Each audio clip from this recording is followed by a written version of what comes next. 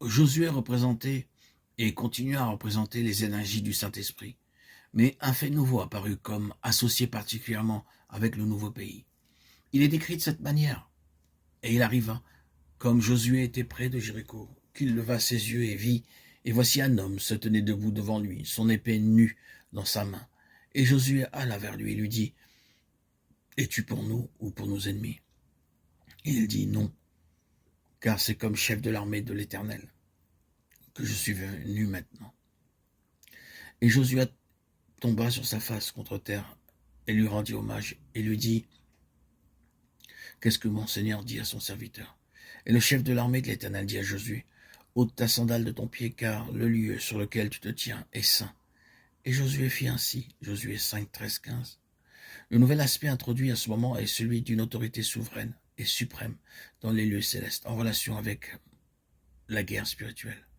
L'armée de l'Éternel, le chef et l'épée nue sont des mots très significatifs. Ce qu'ils prouvent, c'est que l'Esprit Saint n'est pas une puissance simplement abstraite ou indépendante, et qui ne se présente pas en son propre nom. Il est, avec ses énergies en relation à une souveraineté, à un trône dont il est le serviteur.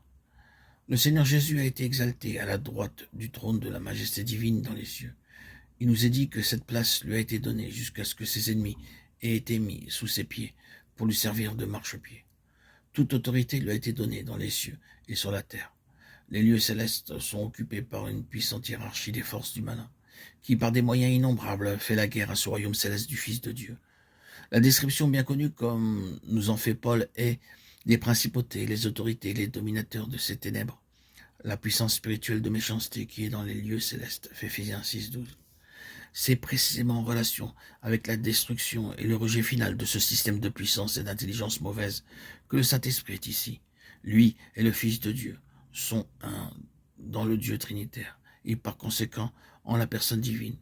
Et il est ici comme Christ dans cette position de chef de l'armée de l'Éternel. Il est l'énergie puissante de cette toute autorité de ce trône. C'est à lui à conduire et à fortifier le peuple de Dieu contre les adversaires spirituels du dessein éternel de Dieu. Parvenu dans la civilisation plus pleine de la croix, quant à notre vie propre, jaillit en nous ce grand fait que la vie dans l'esprit est une vie vécue dans les lieux célestes, que la vie dans les lieux célestes est une vie de souveraineté et de pouvoir, et aussi qu'elle est une vie de conflit. Mais c'est une vie d'autorité spirituelle sur l'ennemi. Or, dans ce royaume et dans cette œuvre, notre rôle n'est pas simplement d'en appeler au trône, mais d'agir et de fonctionner comme étant sur le trône.